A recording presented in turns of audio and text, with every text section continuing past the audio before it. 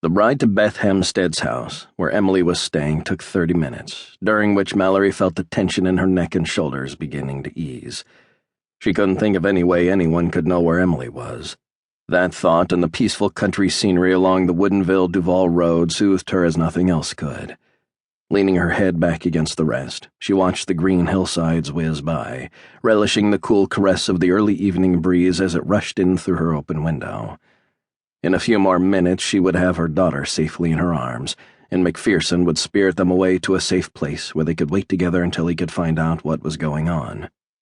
Turning her head, she watched him as he maneuvered the car, one shoulder propped against his door, one hand loosely curled around the steering wheel.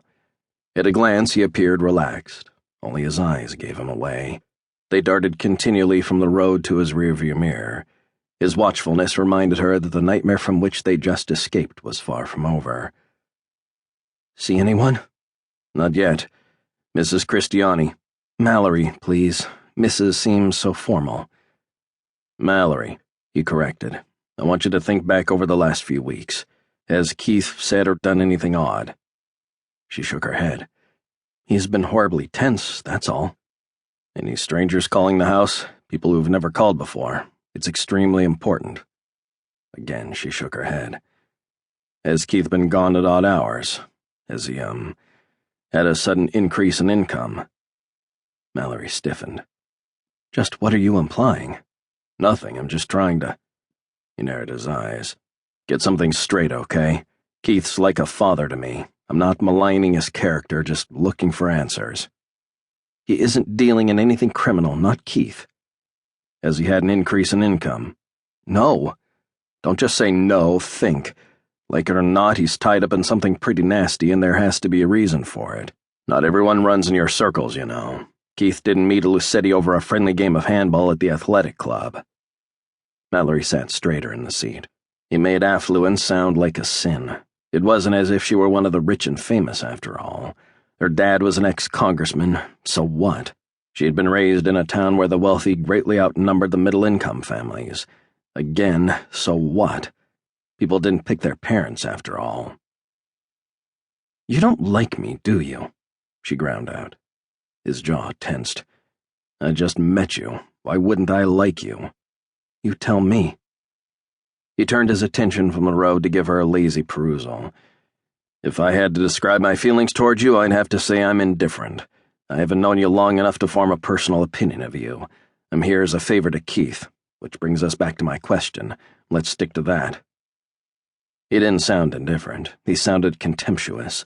And for the life of her, Mallory couldn't see what it was he found so revolting. Her expensive green suit was a mess, no doubt about it, but he wasn't going to take any fashion prizes himself. In frustration, she decided to let the issue drop. Indifference could be mutual.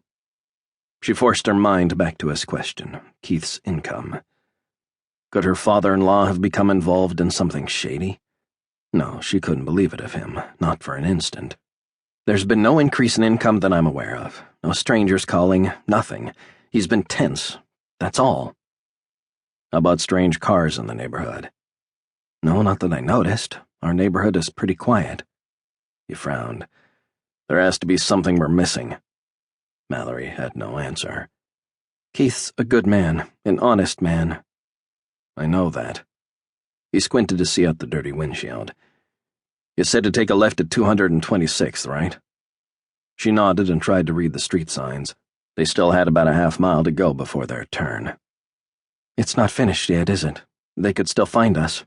"Assuming Lucetti doesn't already know where we're heading. It's possible that he's been having you followed." Sweat sprang to her palms. So much for her calm assumption that Emily was safe. Thank goodness they were only a short distance from Beth's. "You think that he might have?" "It's possible, but let's not borrow trouble." He was right. She had problems aplenty already. He glanced over at her. "You look exhausted. How long since you slept and ate?" "I'm fine." Remembering the bitterness that had crept into his voice earlier, she fastened a curious stare on him. One minute he sounded almost as if he hated her. The next he took her off.